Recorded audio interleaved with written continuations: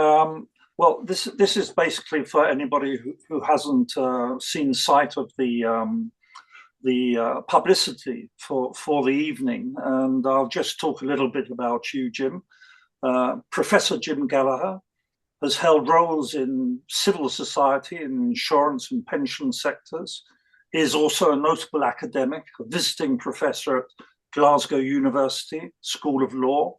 And in 2017, he was made an honorary professor at the Institute of Legal and Constitutional Research at the University of St Andrews. From 2011, he was Gwilym Gibbon Fellow at Nuffield College, Oxford. He's also held roles as a senior UK civil servant, both in Edinburgh and in Whitehall. Amongst Jim Gallagher's many Whitehall positions, in 2007, he was the UK government's most senior advisor on devolution and constitutional issues in Gordon Brown's Dowling Street team. Tonight, we're particularly interested in his involvement with the Brown Commission, to which he was an advisor and contributed to the final commission report. For many Labour Party members, the Brown Commission report was a signpost pointing to a reset of inequalities within the British population, inequalities in Britain's geographic areas, and its long outdated sclerotic political upper house.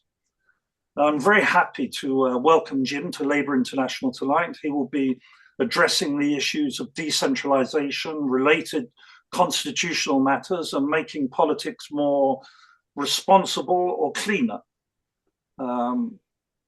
I pass back to the chair. Thank you very much, Richard. That was a great introduction. Before we start the presentation, Frankie has said she wanted to say a few words. So would you like to? Thank you. Yes, I'd just like to start off at this juncture by sincerely thanking Richard Brinton. His determination it was that landed us this meeting, and that actually and his success in securing the services of Jim Gallagher for this evening, and it's very much appreciated. 4 years have elapsed since the launch of the Commission's work, as we all know, and reviewing its recommendations and the extent to which they progressed at this time with devolution in the air is tenuous. And I'm hoping we're all going to join to make sure its insights are kept at the centre of Labour's agenda for change. And that's all I'd like to add. And we can proceed. All right, thank you very much, Frankie. I will just get the slides up on screen for Jim, and then apart from you're free to begin when you feel comfortable. I'll talk while you click. So thank you very much for the invitation, and thank you for giving up some of your evening to talk about this subject. It's dear to my heart, as you can imagine, and I do think it remains highly relevant and important. What I want to discuss is why the Commission talked about what it did, what it said, and as Frankie said, where are we now and what do we do next? So moving on to the underlying issues here, there are some symptoms which the next slide lists, and it's here to remind me and perhaps help you. What's interesting about the Commission, I think, and what's important about it, is that it links the economic and the political. This is, of course, very much a characteristic of Gordon Brown, but it's also quite an important insight. The UK's had very persistent economic trouble for 2 decades now, and we've never got out of the slough of despond, really, since the financial crisis. More important, as I think Richard mentioned, is the geographical inequality in that. The UK is the most geographically unequal of any large developed country. It's extraordinary, but the gaps between us and the other countries in terms of distribution are very large indeed. It's extraordinary, for example, that the Federal Republic of Germany has equalised over 30 years the former East and the former former Republic. And we've now got to the stage where the eastern Länder of Germany are better off in some of our northern regions, which is remarkable. And at the same time, again, as Richard mentioned, we have the most centralised government. Despite having devolution to Scotland and Wales, and for different reasons, in a different way to Northern Ireland, we have an extraordinary concentration of power in Whitehall. And we can see that the effects of that too are immediately obvious. First, Whitehall tries to do jobs that should be done locally, and it doesn't do them right, doesn't do them well. And second, when it's trying to do those, it's not doing its job. It's not doing the national strategy and scene setting that it should be doing.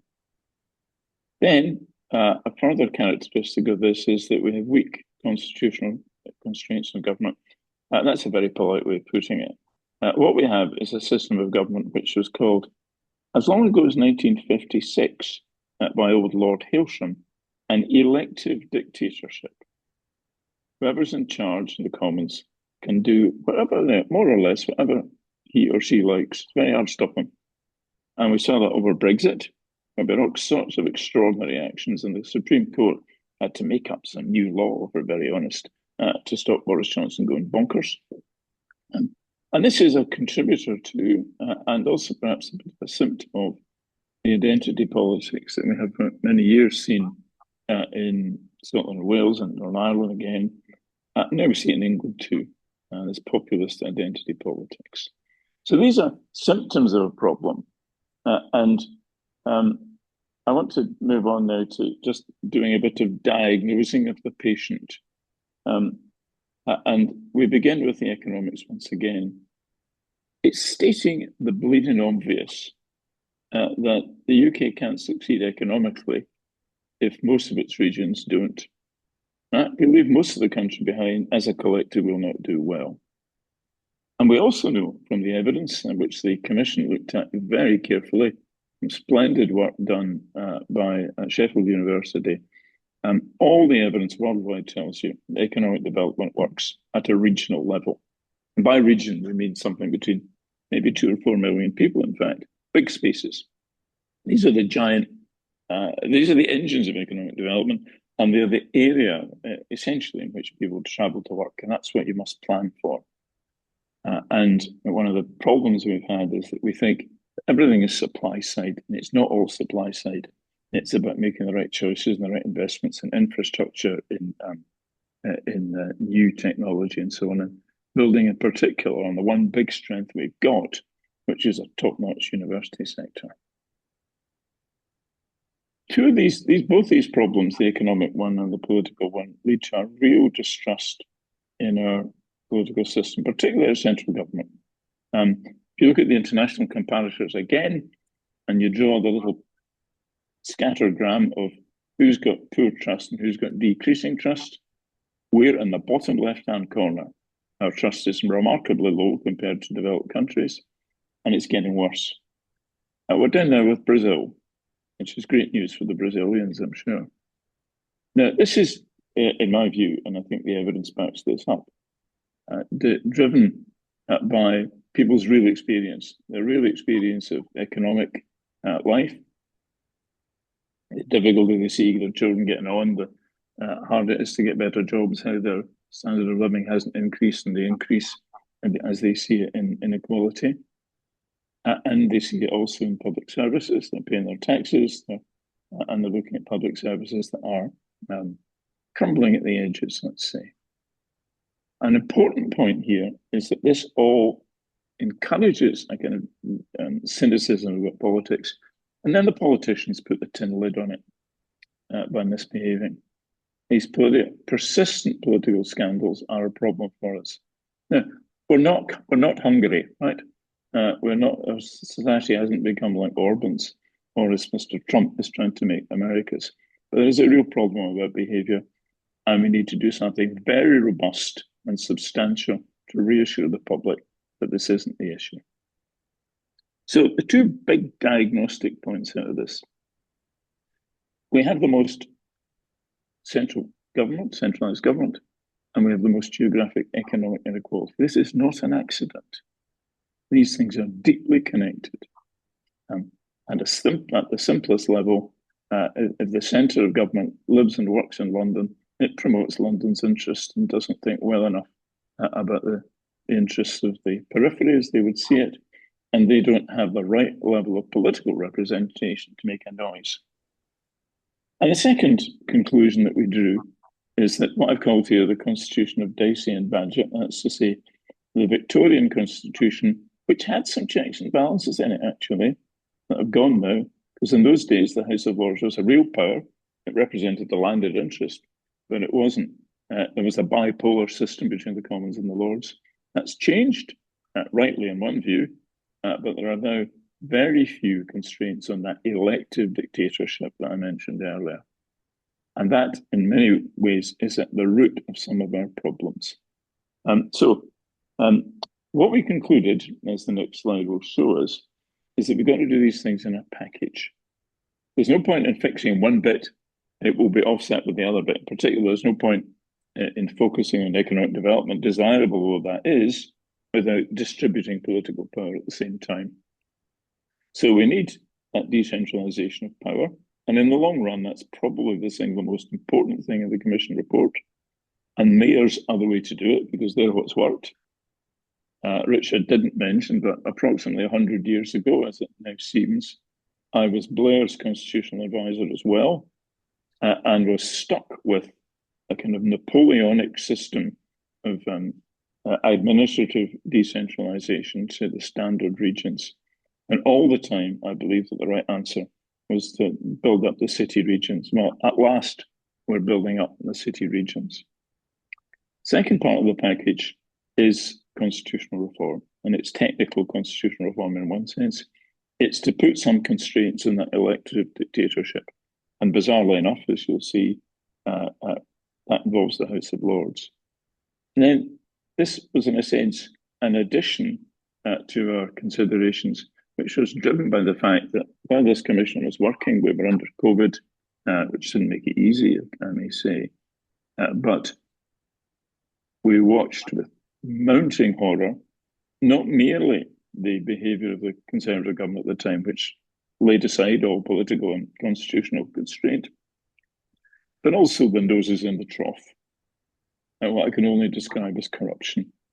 And something needs to be done about that, and we make a series of recommendations on it. So let me just run very quickly through these, because I've touched on most of the big issues. So first of all, decentralisation. It's going, right? This is a good thing. If you want to shift a slide, boy, that'd be good. It's underway. We've got mayors in a number of areas. They are focused on regional economic development, which is fine. More places want them, and they want more power. So that's all good.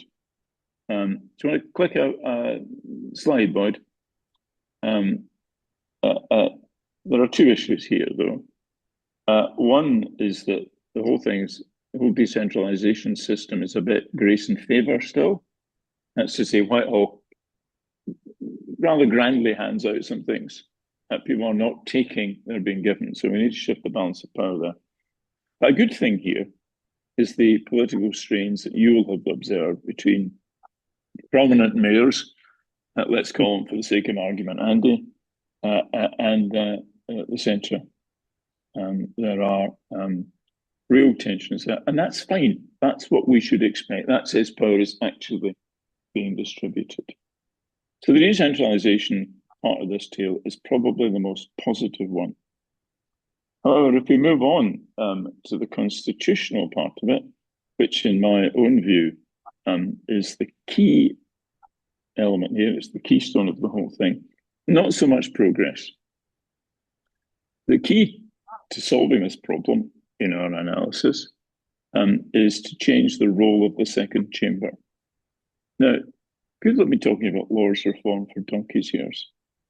I was responsible for it, God help me, in the Blair policy unit as well. And the conversation was all about who should be in it. What should we do about hereditary peers? Is it right just to have appointments? Should they be elected, etc., etc.?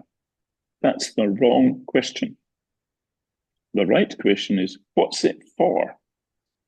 Then you can decide how to construct it. You don't just start from where you are and say, I'm going to amend this and amend that. Say, what's the job we want this wretched thing to do? And our analysis is that the second chamber should not be a rival to the House of Commons. It shouldn't be another house with the same kind of power, the same kind of constitution, and the same role. The House of Commons is the dominant chamber and should remain so. What the House of Lords should do, or the second chamber, we should probably change its name when we do this, is become the guardian, not merely of tidying up legislation as it passes through, but the guardian of ensuring that what governments do and what legislation does is consistent with the constitutional principles. In discussion, if you like, I can talk about exactly how we would do that, but we do have a method that works. This is very important for the whole of Britain because it's about embedding some changes in the way we do things, which are needed for both economic and social reasons. But it's particularly important for the devolved nations. Is the key argument that's made by the troublesome folks there is that although they've got devolution and their own parliament and so on, that could be taken away at the drop of a hat by Westminster, which is formally true in the legal sense, though it's not politically real. But what we did see, particularly under Boris Johnson, we've got a lot to thank him for, let's put it that way. The capacity of central government to override the devolution settlements in the end, because it can use the Commons majority to do anything it wants, is deeply problematic for devolution. But it's problematic also for the redistribution of power in England, and it's problematic against the possibility that governments would use or abuse a Commons majority to do things that are constitutionally improper, and which would require a much more solemn, complex, and demanding process to change, in which I would include, for example, withdrawing from the ECHR. So the constitutional stuff is not going as well as it might, but it's still there and it is key to the whole thing. But coming back to the third element in the package that I described to you, which is a thorough cleanup. I won't describe the messes that we've seen. We recommended a bundle of things here. First of all, that the various so-called policemen of Whitehall, the common standards people and so on, should all be brought together as far as possible and should have real investigatory powers. They should look more at policemen than government committees. In the moment they violate government committees, some of them aren't even committees, that the Prime Minister's advisor. The standards which they enforce should be more independently set than they presently are. Ultimately, they have to be set by Parliament. But at the moment, you've got people not only marking their own homework, but setting the questions first. And we need a degree of independence in that. And actually, and sadly, we need to create an anti-corruption commission. Corruption is present. It's always present. We used to be able to say we weren't really corrupt. We've had far too many examples, particularly around the COVID story. And we need to give the public absolute confidence that wherever it happens, it's rooted out.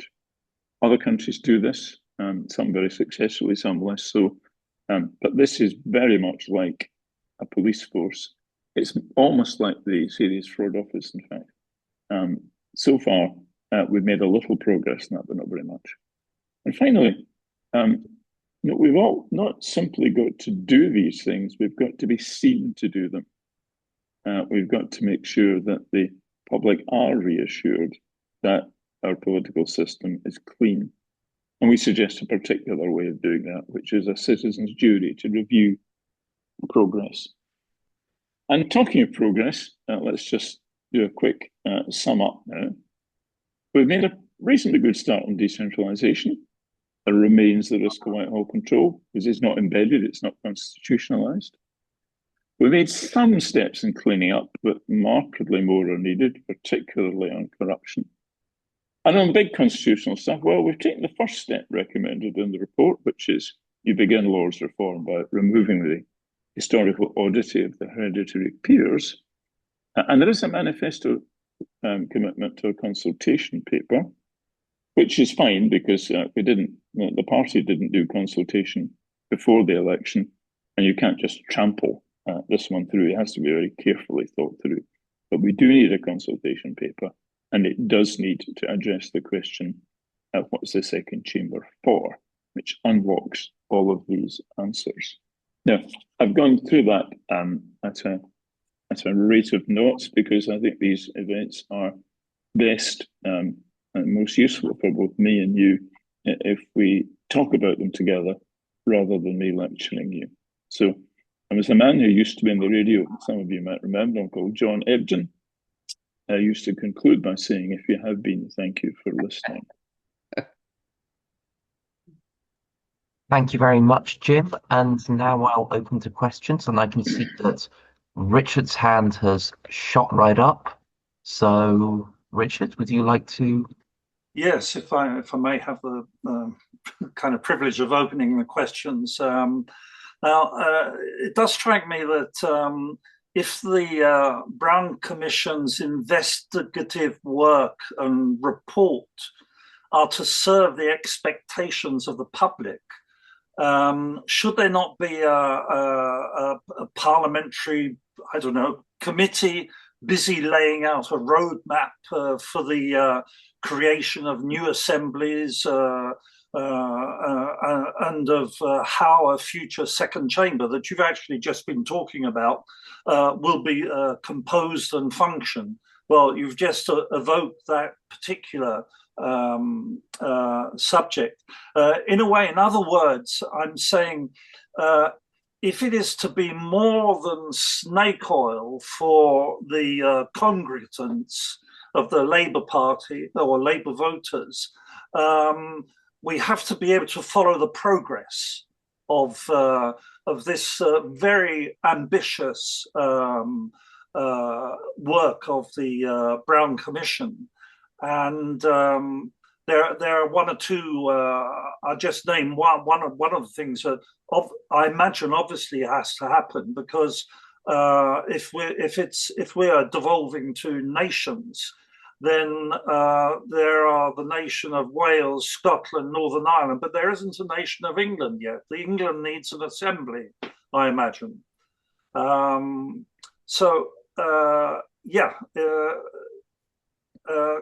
Is there? I know the only constitutional committee that I came across was an upper house committee comprised of 12 lords. I'm not sure if there's something in the Commons. I did have a look through and I didn't notice if there was something that would, I imagine, some sort of committee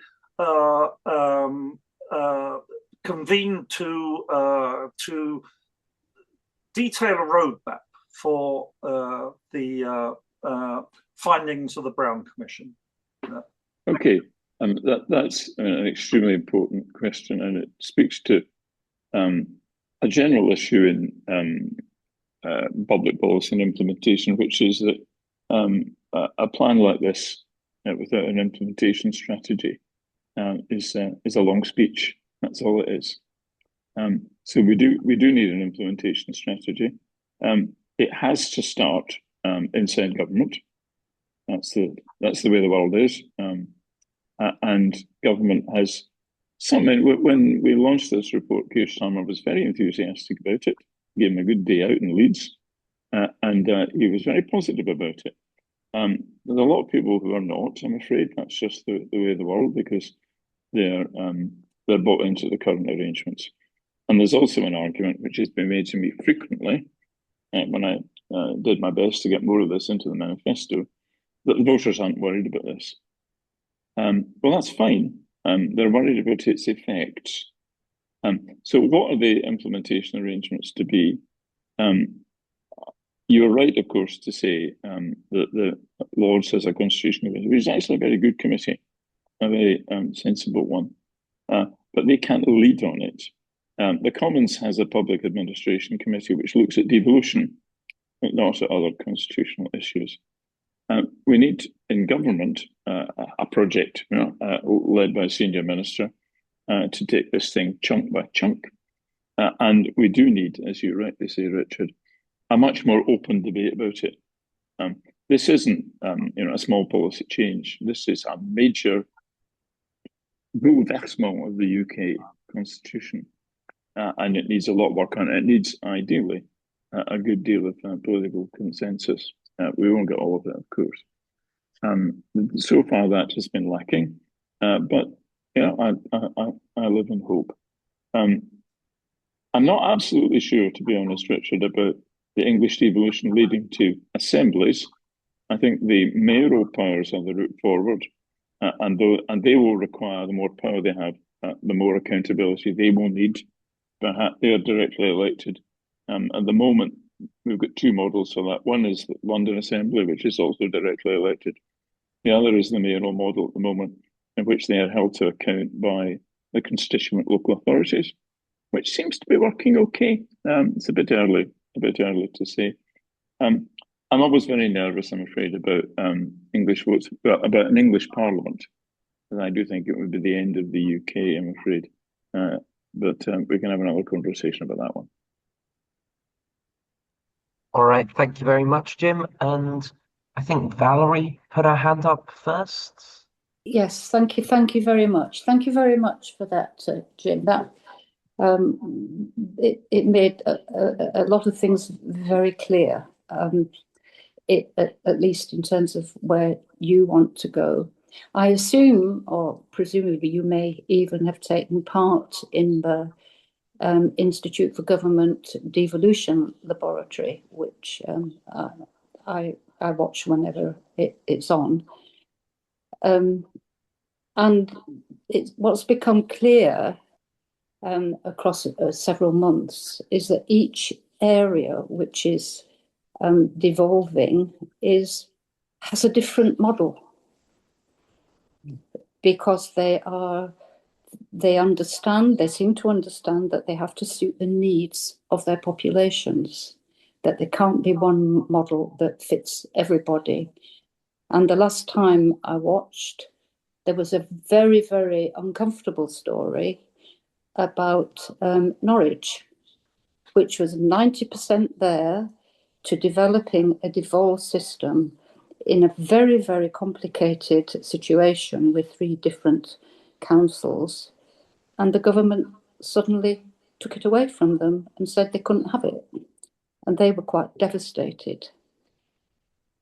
So, and I wonder how this will proceed if, as you do indicate somewhere in your slide, that there can be a tendency to drag backwards to control from the centre. And that adds, and I would like to add to that a final point, which is who is going to choose the mayors? Because the worst thing that could happen is that the centre chooses the mayors, the regional mayors. Absolutely. Okay, these are really quite important issues because devolution inside England is not yet anything like mature. It's got a way to go. And I'm reasonably relaxed, and I think we should all be reasonably relaxed about different arrangements, different structures in different places. Because variety rather than uniformity is what produces innovation. And we will, rather than have some character in Whitehall set a template that everyone must follow, let's see what works. The experience of devolution to Scotland, Wales, Northern Ireland is first that it was built, particularly in the Scottish case, on many years of administrative devolution. And it slid very neatly, actually, into being political devolution. We don't have the same history of administrative devolution in English regions, so we have to build from scratch. So don't be too distressed about differences. Do, however, you're right, be distressed about the clawing back And of course, mayors must have a democratic mandate of their own. They are not regional governors, they are local political representatives. And to be fair, even to the Tory government under Michael Gove, directly elected mayors were a thing. There's no doubt about that. And there's one in London, as you know, which no one's going to take away, even though Boris was it once. So, as for what you might call asymmetry, one of the striking things about Britain or the UK is what an asymmetric place it is. England's 90% of the total. Ireland's different. Wales is different. Scotland is different, and that's fine. We should be quite relaxed about that. What we have to do is design our governmental system as best we can to cope with the asymmetry and difference, and that applies as between Manchester and Norwich, as between Newcastle and Devon, or whatever it might be. Thank you very much. Thank you. Great. Thank you very much, Jim, for that. And then Wendy, I think, has a question as well. Hello, can you hear me? Yes, we Wendy. can hear. Oh, great. Yes, I made a note about what you were talking about corruption, and you were talking about no democratic mandate. How can we control the influence of lobbyists and SPADs? Who, I'll leave it there. Well, yes. Well, sorry, I should put my cards on the table here. I'm a long-standing, old-fashioned public official, having spent many years being very properly politically neutral. I've escaped now, so I'm allowed to have my own opinions again. And I have watched with great interest the growth of the SPAD population over my time in government. And this is a purely personal view. It's far too many of them. Far too many. And they all think they're Alistair Campbell, right? They all think that they can manage this media and this spin. Most of them are hopeless at it. Alistair Campbell was good at it, right? I know Alistair. I know how good he was at it. These guys mostly don't. There's a role to be done between getting government and politics to work together. And there's a space to be filled, which permanent officials, neutral officials cannot fill. But the idea that there is this entire cadre of people who sit between the ministers and the rest of the government is deeply unhelpful. I'm out of touch with how it's going in Whitehall, really, over the last couple of years. When I watch what's going on in Scotland, where the SNP government is infested with SPADs and are doing a terrible job, partly as a result. But lobbyists are a different beast. One of the things which we've been pressing for, both Gordon and I, is restrictions on what happens in practice, which is over in the past.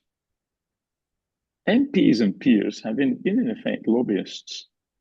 They've had contracts and so on, not to lobby, but to help with matters political.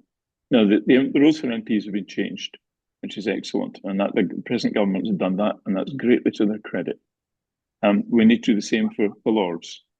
We need to have no lobbyists who are legislators, and no legislators should be lobbyists. That said, lobbying is part of democracy. You have to have some of it. You've all lobbied, I'm sure. What we need to do is make sure that it does not have any conflicts of interest, and we know who's lobbying whom for what, and that's fine. And if big business wants to lobby for something, let it lobby by all means. Let small business lobby and let everybody else lobby too. Okay, thank you. Thank you very much, Jim. And then Tim, I think you have a question. Yes, I'll come in on Valerie's feed for technical reasons. One of the things that we like to do in Labour International is offer, when it's appropriate, what we've been able to learn about what goes on in other countries, not only in Europe, but a number of European Union countries have members of Labour International in it. When could be a positive or negative feed into British politics. And I'd stick my neck out and I can say that to say something that will reinforce, I'm sure, what's already your knowledge and belief, that although there are huge differences across even Western Europe, for example, in how countries are organized, that the three things that you've chosen to focus on are highlighted as things in experience of major Western European countries, just for a start, as being things that are absolutely important, essential to their proper functioning as regarded by people in those countries. So the lack of devolved government in Britain, even with the limited pieces of it that exist, is by any statistical comparison and a different order of magnitude to that in even the low to medium average of European countries, never mind the high ones at the higher end of the scale, which have, if you like, more levels of government. And secondly, that all the Western European countries, for a start, have, whatever one might want to say about certain aspects of it, they all have constitutional structures which we can learn from in the United Kingdom in terms of devising the kinds of things that you're looking for, in terms, for example, of the question of what are the different constituent unities, whether metropolitan, regional, sub-regional, local, whatever, how they're represented at the national level in some kind of second chamber, and how that the role of the second chamber is defined and so on. And the third thing is, it's quite clear comparing across Western Europe that the lack of transparency, or the degree of transparency that's required in relation to lobbying and and the deals of government and the deals of political parties not yet in government, is absolutely crucial to the culture of the work that's been done on the kinds of corruption that exist in different countries. So transparency requirements are absolutely fundamental in relation to lobbying, for example, as you were just saying. The thing I want to ask is, allowing for the fact that, we know from the different European experience and elsewhere, that there's a lot of variety. As Valerie was saying before, there's a lot of variety already within the UK about the actual economic geography of regions and sub-regions across a country. And therefore, it's always going to be difficult to find a map, and there's always going to be debate about how to do a regional or sub-regional map. And there's already been a lot of work and debate carried on in and around the present government around their proposals for devolution at the moment. But the question, so that there are always going to be variety, and but you can see certain general trends, which is that the places which have, as like France did 10 years ago, cut its number of regions in half to get bigger, more dynamic regions. The idea was very unpopular in advance because people focused on local identity. But the regions that emerged were all more dynamic. And what polling done 5 years afterwards and economic stats done 5 years afterwards said that the new regions actually fit the economic geography of the country better. But the question that you come to in the end is, given that there are always going to be these differences, is what powers do the devolved units, whether they be regional or metropolitan or whatever, what are the essential elements of the powers that they must have, and in relation to which you can look at their responsibilities? Because, you might say, arguing just for once against what you said at the beginning, that it's not just the centralization of government that's produced geographical disparity in Britain, but it's the marketplace that's produced it. And the marketplace produces it everywhere. And so that if we're going to try and, it seems to me the quality of, if we're going to try and tackle regional disparity, the big question is, what are the tools and the means that the local or regional metropolitan bodies have to be empowered with? Their borrowing power, their taxing power, for a start. Okay, my goodness, there's a lot in there. So first, I absolutely agree with you about the benefits of comparative constitutionalism. It's one of my obsessions, as it happens. You'll remember the ghastly Tory minister Clark, the son of Sir Kenneth Clark, and he was a ghastly man, and he said at one point that he rather despised people who had to buy their own furniture. And that's been for a long time the attitude of the British political class to constitutions. Mm-hmm. Our constitution just grew. It's a natural flower. It's wonderful. It's irreplaceable. All these poor people had to build one of their own. Well, we need to put that behind us and realize that we have to learn from others. Every big country, every big developed country, every big other country has some kind of federal system, some kind of distribution of power. We haven't got one apart from Scotland, Wales, and Northern Ireland. And similarly, every written constitution puts explicit constraints on government and creates special procedures for doing very important things. So in Hungary this week, there's just been an election, and Mr. Magyar, wonderfully named, has taken over from Orban. And the key thing is that his majority is so large, he gets a 2/3 majority to make constitutional changes. And that's great. That means when you make big changes, there has to be a special and more solemn and more important procedure.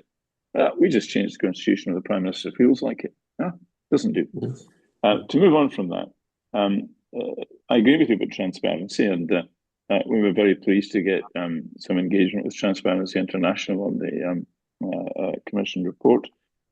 Transparency is, of course, demands for transparency are a sign of distrust. And they have to be met, no doubt about that. And that's true in relation to lobbying. You raise maps, and the first thing that people do when they talk about regionalism is get out a pencil, start drawing maps. Don't. Let them grow for a bit. Let economic geography, you're absolutely right, the economic geography is what matters in this. And let's see where we get to. If you look at the Middle Ages, you will see that there were two kinds of local government. There was county government or shire government, and there was borough government. And there were some places which had two, which were both borough and county, and there were some places which were only county. We used to call the last ones the landward areas for reasons I've never understood. That's because the boroughs were the economic drivers in the Middle Ages, and the counties were the kind of establishment, if you like. What we know about regionalism now is that economic growth requires much larger considerations, bigger spaces. And when you begin with the powers of regionalism, we must start with the economic ones. And that's powers over land use planning, infrastructure, investment, attracting investment, supporting and working with, in particular, the universities. There's no successful regional economic development that doesn't have a big university or two inside it. Right? That's absolutely critical. I myself, well, the Commission didn't address this, do favour some taxing powers as well. In general, the principle is that you decentralise taxes on things that don't move, houses, for example, and I think we should look quite seriously at those. We may also, for example, consider decentralising other property taxes like stamp duty. The Treasury are terrified of this, absolutely terrified. I had the most awful job to get them to decentralise some tax to Scotland. It would be a good few years before they give any to Manchester. Okay. Great, thank you. Yes, thank you. Thank you for that answer, Jim. I think Frankie has the next question. Yeah, I think I probably did. It follows on really, in fact, from Tim's, unsurprisingly, though I didn't choose to put my hand up when I saw his there. But it's not unsurprising given we're in the same working group and have the same sort of outlook in many ways. Economic motivators are important for political change, but can financial powers actually consolidate devolution safely? Because they can be changed. And I wonder if we should look to some extent to a devolution, greater devolution of functions, to look at encouraging different functions in regions. And of course, being the convener of UK to Zero in Labour International, as well as its policy and campaigns officer, I'm very keen to look at decentralisation of energy, for example. And that, to my mind, would consolidate and would actually strengthen decentralisation. And I wonder what you think. I often look back quite affectionately at the 1920s, when, of course, we had municipal power companies that were extremely successful and actually were very successful in the marketplace. And they ended up being nationalised, of course. It took all the fun away.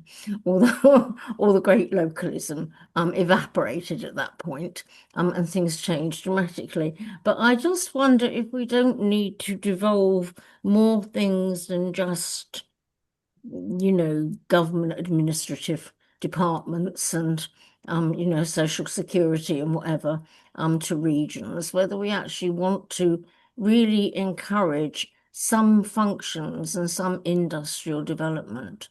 Not the kind that Doreen Massey, of course, used to, bewail, where you gave a company money and it moved to an impoverished area, and it retooled or whatever, and then it disappeared, and left it like it was largely before it arrived. But the sort of encouragement of different sorts of infrastructure like energy. Okay, so the allocation of functions to different levels of government is, strictly speaking, a kind of rational process. That's to say, there is no point in devolving defence because it works inevitably at a national level. It would be crazy to decentralise macroeconomic policy and so on. One can draw a list. And you have to ask yourself what your objectives are in doing this. In order to make this work, two words should be banned from the English language. Postcode lottery. Right? This is a problem. Our discourse, our political discourse, is very national. And the idea that there should be any variation in the quality and nature of public services between one place and another is very hard to manage at the moment. Once it happens, people get used to it. And Scotland's an interesting example here. People have happily understood for years that Scotland has a different legal system, different educational system, and the sky hasn't fallen. Though trying to persuade the present Scottish government to decentralise within Scotland is a different matter altogether. So one has to be quite careful about understanding which functions are discharged at what level, and what it is that the central state must offer or should offer, and what it is, therefore, that it doesn't need to offer and can happily decentralise. And I'll go step by step on that. I would start with economic development, as I've said. If one looks at the things that the central state does, there are three aspects to a central state that are critical to understand. The first is political union. Are you a state at all? And are you represented and getting the representation right? The second is economic union. We understand, the larger the area, the more effective the economic union in terms of trade. Though, as I think it was Tim said earlier, it also produces inequalities you have to manage. And the third is what I would call the social union, social state, if you like. And that is the extent to which you offer social solidarity across the state. And that's very important, particularly very important for labour, which historically in the 1920s and elsewhere demanded and sought national social solidarity, not local social solidarity, not the old poor law, but a national provision. I think Labour should always argue for that. And almost by accident, the UK does that surprisingly well. It redistributes geographically on the state side tens of billions of pounds to many regions from the such wealth as there is in the southeast. And we've got used to that. And it's usually driven by postcode lottery arguments. But actually what it is the state, rather inefficiently, compensating for the geographical inequalities that the market has created. But to be more concrete, the order of things I would look at in respect of English devolution begins with economic development, transport, etc. Could then move on, as we're experimenting in Manchester, with the better management of social care, the interaction between the NHS and the care system. Really should always have involved some local variety in education. I blame Jim Callaghan for that, oddly enough. Started the great debate in education in, I think, 1975, when in fact education was low politics and managed locally. That is probably enough to keep us going for the next 20 years. It probably is. Thank you very much. Yes, thank you for that. Thank you for that answer, Jim. And then I think Balin has the next question. Yeah, thank you for your great presentation. I love it. Just let me show you the perspective I see. Might be different. Let me simplify the case and link it with a business management example. For example, in a decentralized management system structure in a business, frontline employees and supervisors are empowered to make decisions and serve customers directly without needing to seek approval from top management, because they are near to the customers and they understand what they need. That's to show you I'm supporting this kind of structure. But if you think of regional people, do you think they can think about GDP, inflation, employment, aggregate demand, capacity of economy, while these regional people, while they think about drafting a plan, they might be, their main concern could be market or effect of price of goods, all the daily basis needs of them, such as labor market, for example. So in a, how can I say, I want to ask you that, do you think if an important economic decision drafted or planned by regional people can use the country resources efficiently, or do you think the regional people can see the bigger picture of the country or bigger picture of the economy of that country? Because we had almost same example here in Kurdistan. They empowered some regional places in some cases of hospitality and tourism marketing, but they made some decision where some of them were good for the regional places, but not for the overall country economy. What do you think of? So I think the analogy with business that you've drawn is quite important.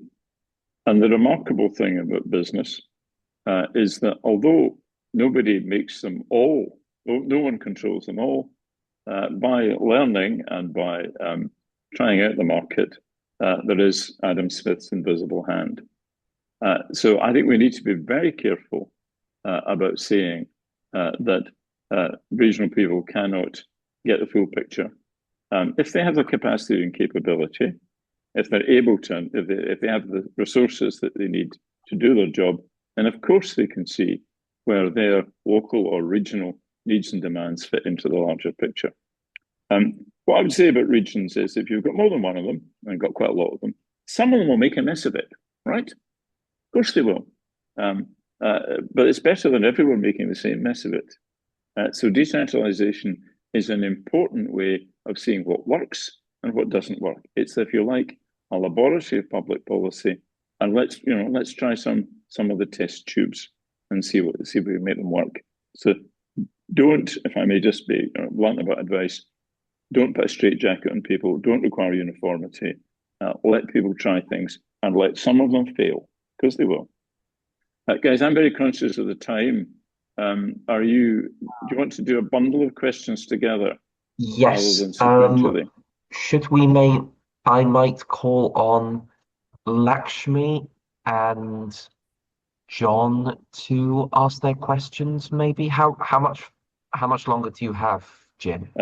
I need to. I'm not at home. I'm at the Royal Society tonight, and I need to go upstairs for an event very soon. Very soon.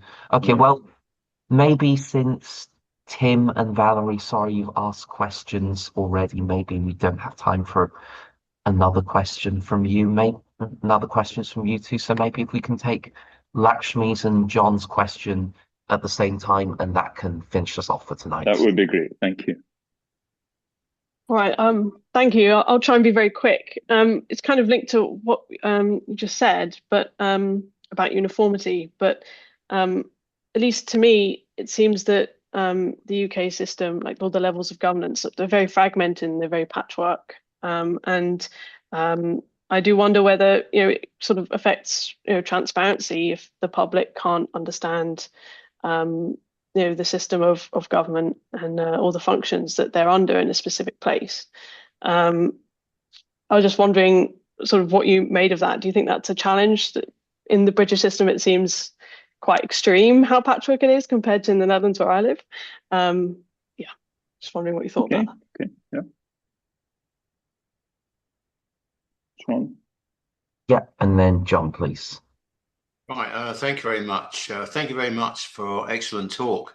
Being on the kind of the older end of the spectrum, I was thinking back, listening to your talk, particularly about England, and testing in my mind what we've seen. We've seen lots of chopping and changing between public sector functions. In fact, not just public sector functions, private sector functions, which are now private sector functions, grouped into regions and others local. And the kind of the test that, where the question goes is, we know already, I mean, I think I personally absolutely agree with you that land use strategy, land use strategic planning and infrastructure planning absolutely are best dealt with on larger units. And I think we've seen that, for example, in London. We went from the London County Council with narrow responsibilities to the Greater London Council, then to the Greater London Assembly, where regional powers were given. And I think we've seen that because that has become so dominant in the piece that it's kind of become this engine of the economy that has squeezed out other places. But it's good to see other parts of Britain, the regions, actually being empowered. We have chopped and changed, for example, regional development agencies. I think they did quite well, and then they were given government funding to do this type of strategic planning, but they've been taken away. I think the test for me, one last model I think in my head, if we look back in history, water companies, of course, grew out of local regions. They were locally born, local transport organisation, local water companies, because they've now become taken over. But the big issue for me is whether regionalisation is best operated on a strategic level or on an operational. And the test is the National Health Service. We have seen all sorts of different models. At the moment, we've got this, I think we've got a hybrid where we've got the residue of the Tory government's attempt to create a business structure with provider units and an artificial market between commissioning bodies. But we have seen periods when there were regional bodies, regional health authorities. And I personally can't see how you can run a National Health Service from one centre. I just can't see it. It's clearly operational. And so I wonder, Jim, if you could perhaps comment on drawing upon those models, bringing it to what your thoughts are about the running the National Health Service in England, I think, because obviously Wales and Scotland have got their own. Although one does hear quite strong criticism, equally strong criticism of those bodies as well as we do in the UK. So could I invite your thoughts on that, please, Jim? Absolutely. I do difficult questions, but the National Health Service is much worse than that. So anyway, to start with Lakshmi's question about transparency, I think the thing that those of us who are involved in politics and are interested in politics need to remember, and I was very struck with this today because I was at the Scottish Labour Party's Scottish Manifesto launch for the 2026 elections, so that most of the population don't think about politics at all, except very occasionally.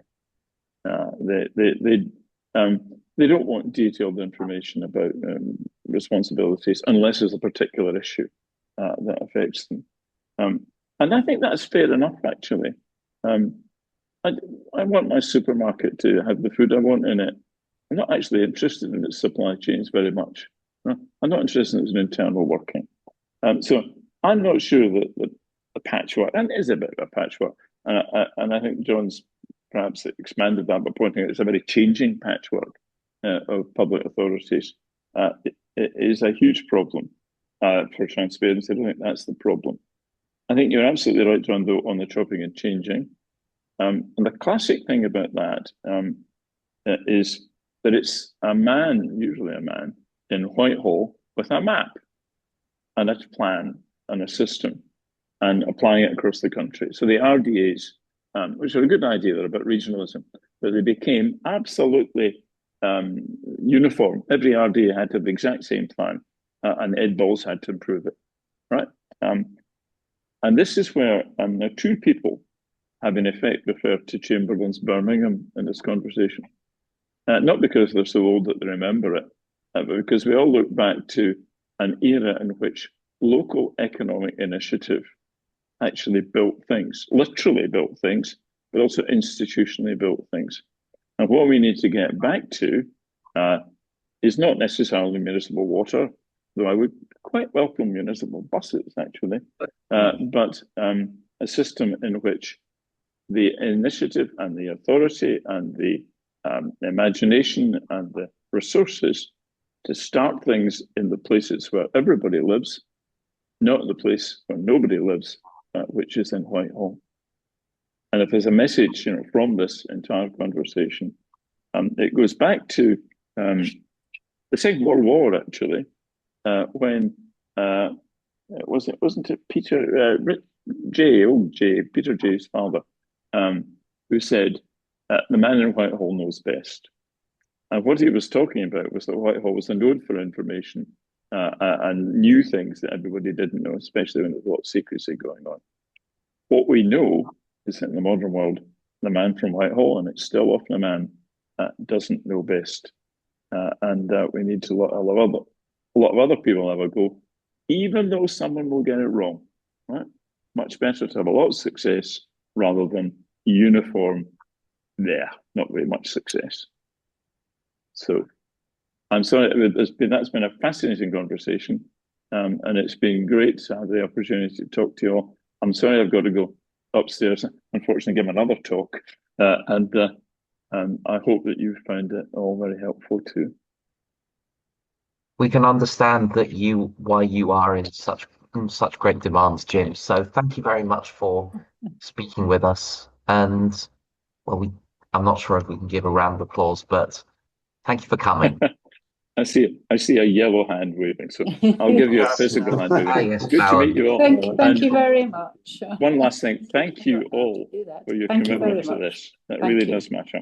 Thank you. Thank you.